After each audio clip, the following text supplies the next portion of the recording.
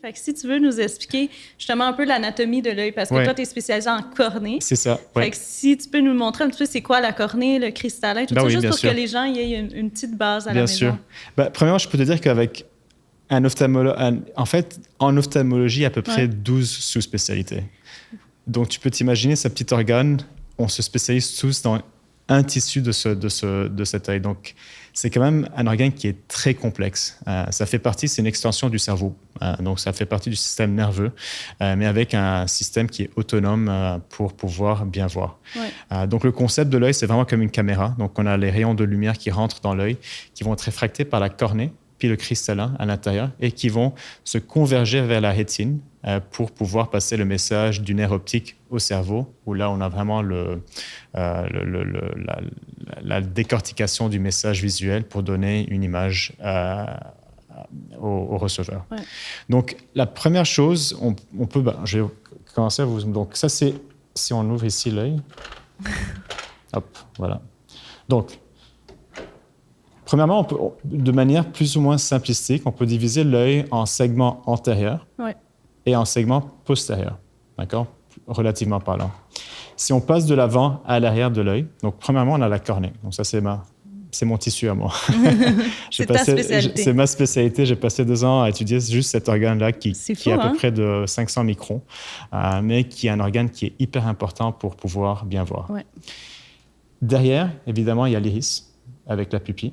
Donc, c'est ce qui nous donne la couleur des yeux et qui est dynamique. Donc, la pupille peut s'ouvrir et se fermer aux dépens de la lumière, des émotions, etc.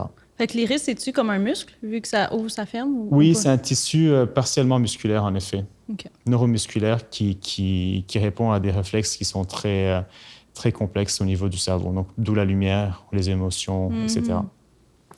Après l'iris, on a ce qu'on appelle le cristallin, où là, c'est ce qu'on appelle la lentille naturelle de l'œil. Donc, avec la cornée, le cristallin, c'est vraiment les 2 surfaces qui convergent le plus la lumière, donc pour pouvoir bien voir à l'arrière. Le cristallin, évidemment, c'est ce qui donne une cataracte avec le temps. Donc, ça devient... Là, c'est un cristallin jeune, il est clair, ça fait bien passer la lumière, mais avec le temps, ce cristallin va devenir plus jaunâtre, plus opaque, puis on appelle ça une cataracte. Donc, évidemment, la lumière rentre moins bien avec un tissu qui est plus opaque, et d'où pourquoi on opère les patients avec une cataracte pour les remplacer avec des cristallins clairs ou avec des lentilles claires. Donc, à l'arrière, après, on a ce tissu-là qui, normalement, est très gélatineux, ce qu'on appelle le vitré. Donc, le vitré en lui-même, chez un adulte, ça n'a pas de fonction, en fait. Il est très important durant l'embryogenèse pour pouvoir former l'œil. Mais après ça, à l'âge adulte, c'est juste un organe qui est là, puis qui n'a pas vraiment de fonction physiologique. Mais c'est un gel pour maintenir la forme de l'œil ou même pas? Pas tellement, non. Même pas. Donc, ça permet vraiment, durant l'embryogenèse, de faire passer les vaisseaux pour pouvoir former l'organe qui est l'œil. Mais une fois qu'on est né puis que l'œil est formé, en fait, c'est un organe qui demeure sans fonction vraiment physiologique. Au contraire, le vitré peut causer des problèmes, d'où la spécialité vitréo-rétinienne, qui font des vitrectomies pour enlever le vitré, pour éviter d'avoir des problèmes. Mais quand on voit des corps flottants, c'est quand c'est dans... C'est dans le vitré. Donc, avec le temps, quand on est jeune, le vitré est très compact. Avec l'âge, il devient de plus en plus liquéfié. Donc, ça va fermer des petites pockets, en fait, de liquide. Et c'est ce qu'on voit comme des petits corps flottants qui circulent. Parce qu'on le voit à travers le vitré. Maintenant, à l'arrière, c'est ce qu'on a l'organe probablement... c'est l'organe nerveux, c'est la rétine. C'est comme un papier peint qui va vraiment tapisser tout le pôle postérieur de l'œil. Et c'est un organe avec des nerfs et des photorécepteurs qui vont capter la lumière et qui vont transmettre toute cette lumière à ce centre ici, qui est le nerf optique. Donc, le nerf optique va passer le message au cerveau. Ce qui est très important aussi au niveau de la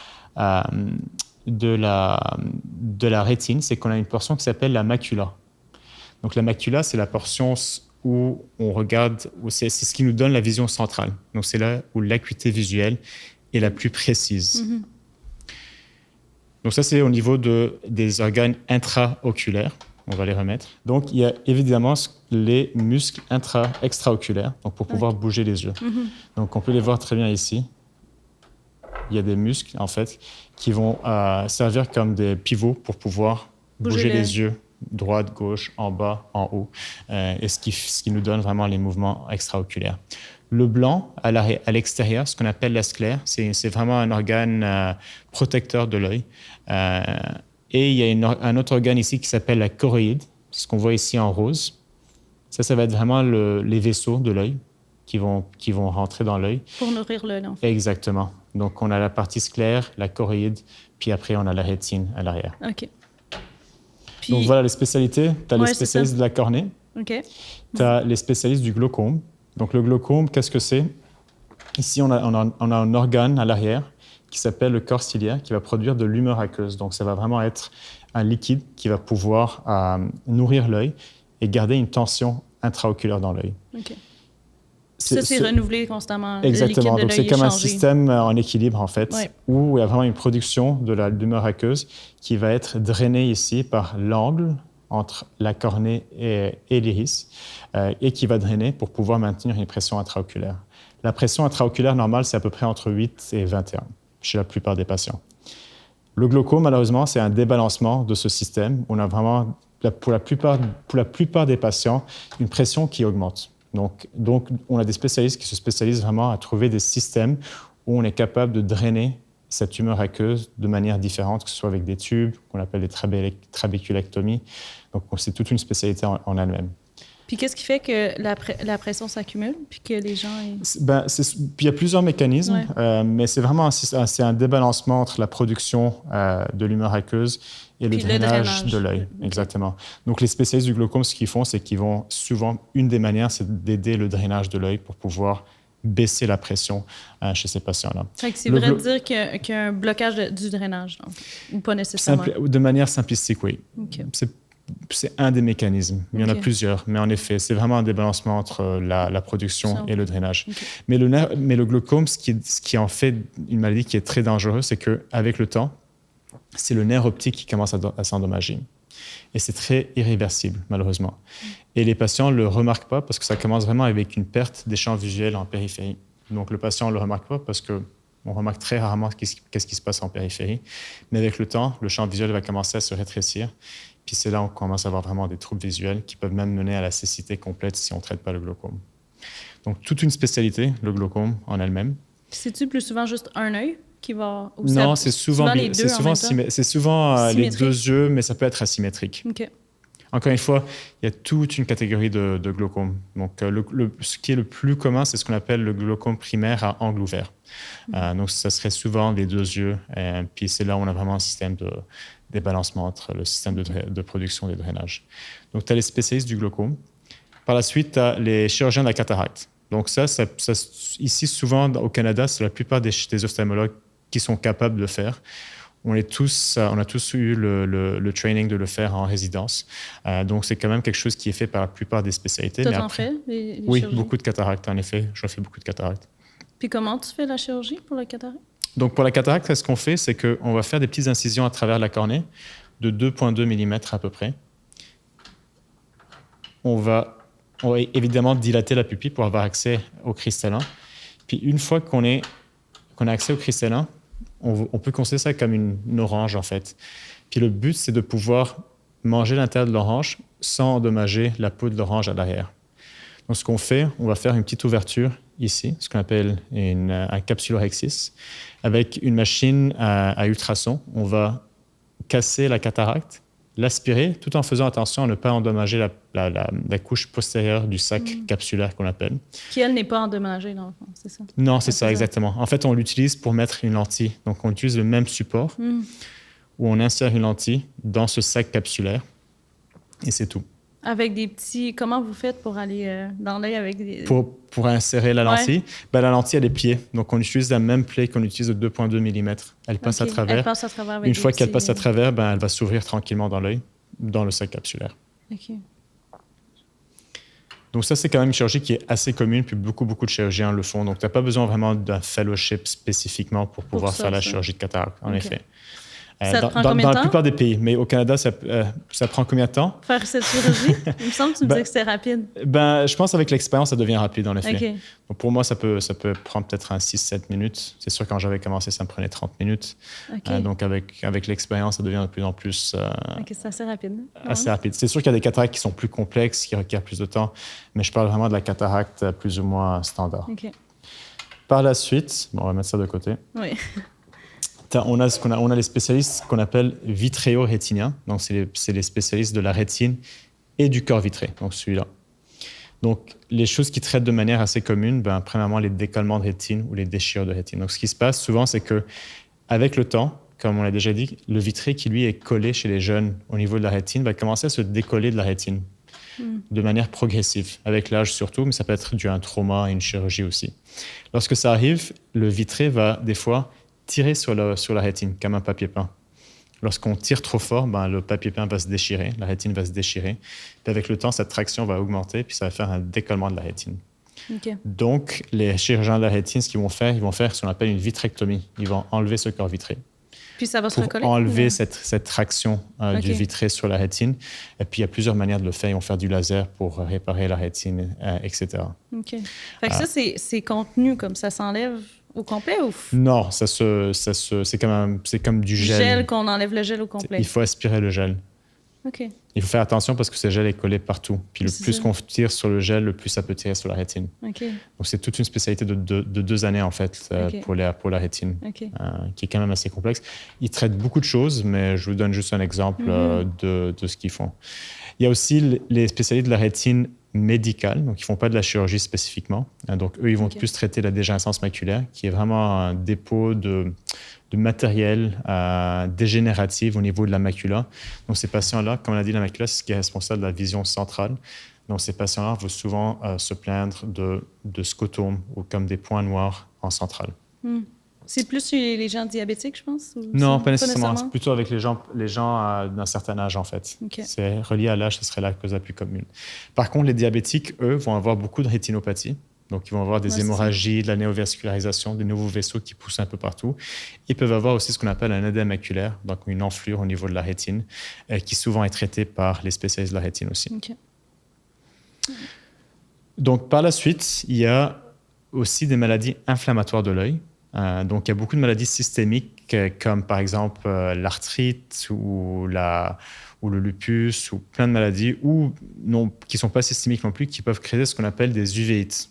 Donc, c'est des inflammations intraoculaires qui peuvent toucher soit l'avant de l'œil, soit l'arrière de l'œil, ou tout l'œil. Puis, on a des spécialistes d'uvéites. Donc, ils font juste l'inflammation au niveau des yeux, parce qu'il y a beaucoup de maladies. Grave, ça peut être très grave, en effet. Ça peut être très grave, parce que ça peut vraiment causer des cécités si on ne traite pas des uvéites qui sont sévères. Chez les gens à la maison, à quand il faut penser qu'on a une uvéite? C'est quoi les symptômes? Les symptômes il faut faire attention. Oui, bien sûr. Les uvéites, classiquement, leurs symptômes, c'est ce qu'on appelle la photophobie, ou vraiment le dérangement de la lumière. Ils vont être très dérangés par la lumière. Une baisse de vision, et aussi une rougeur au niveau de l'œil. Ça, c'est vraiment les symptômes classiques. OK. Donc ça, c'est les spécialistes de l'uvéite. Par la suite, on a les spécialistes de la neuro-ophtalmologie. Donc ça, c'est les médecins qui vont traiter vraiment le nerf optique, mais pour des causes autres que le glaucome. Donc on avait déjà dit que le nerf optique peut être endommagé par le glaucome. Les neuro-ophtalmologistes vont traiter le nerf optique en général, qui sont causés par des maladies autres que le glaucome. Donc souvent des maladies neurologiques. OK, comme la sclérose en plaques? Par exemple, ça en serait une. Donc, ça peut causer une névrite optique, par exemple. Ou ça peut être aussi une augmentation de la pression intracrânienne. Ça aussi, ça peut causer des problèmes. Okay. Donc, il y a plusieurs choses qu'ils font. Puis, ils sont souvent experts dans le domaine de la neurologie aussi, parce qu'il y a beaucoup de overlap entre les maladies. Mais c'est des chirurgiens intracrâniennes, en fait? Non, c'est pas des chirurgiens, en fait. En général, ils font la cataracte, mais c'est pas une spécialité chirurgicale. C'est plus une spécialité médicale en ophtalmologie. OK. Donc, ça, c'est les neuro-ophtalmologues. Après, on a les spécialistes du strabisme, donc le débalancement des muscles intraoculaires qui peuvent causer vraiment des yeux qui sont plus alignés, mais plus croisés en fait. Et puis, on a une spécialité spéciale pour ça où on est capable de faire des chirurgies où on peut juste réaligner les muscles pour pouvoir remettre les yeux. Souvent, c'est à la naissance ça en fait partie. Ça en fait partie. Donc, la pédiatrie, par exemple, c'est une autre spécialité. Donc, tout le monde de la pédiatrie. Souvent, on va faire du strabisme parce qu'il y a un grand overlap avec, en effet, comme tu l'as mentionné, le strabisme à la naissance ou durant l'enfance et les problèmes de pédiatrie. Fait que ceux qui ont du strabisme, c'est les muscles extra-oculaires qui sont atteints. C'est ça? Ou? Oui, on traite le strabisme en réajustant les muscles, en effet. Ouais.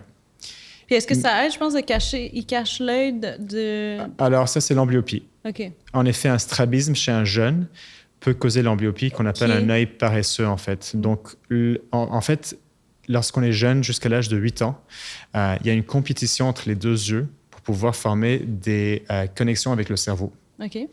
Donc, c'est toujours l'œil qui voit le mieux qui va prendre le dessus. OK, fait qu'on cache l'œil qui va bien. Exactement. Donc, si on a un œil qui va moins bien que l'autre, même de manière légère chez un jeune, c'est l'œil qui voit le mieux, qui va prendre toutes les connexions, puis le cerveau va ignorer cet œil qui voit moins bien. OK. Donc, c'est ce qu'on appelle, c'est la période à risque jusqu'à l'âge à peu près de 8 ans. D'où le fait pourquoi il faut voir un ophtalmologiste ou un optométriste lorsqu'on est jeune pour s'assurer qu'il n'y a pas de problème. Parce que souvent, les enfants ne vont pas le dire. Oui. Donc, on peut manquer cette période qui est très critique, en fait, pour pouvoir traiter ces patients et éviter des yeux paresseux à long terme. Donc, en effet, une des manières, c'est de faire un patch de l'œil pour faire travailler l'œil paresseux pour rebâtir les connexions entre l'œil et le cerveau. Malheureusement, une fois qu'on passe plus ou moins l'âge de 8 ans, les connexions sont déjà faites, donc on ne peut pas le réverser. C'est pour ça que, dans le fond, quand on est enfant, il faut avoir un examen de la vue à chaque année, je pense? Idéalement, ça serait bien d'avoir un check-up, en effet, pour voir si l'enfant a besoin de lunettes, s'il y a un strabisme qu'on n'a pas vraiment détecté. C'est important, en effet, pour pouvoir détecter ces asymétries. OK.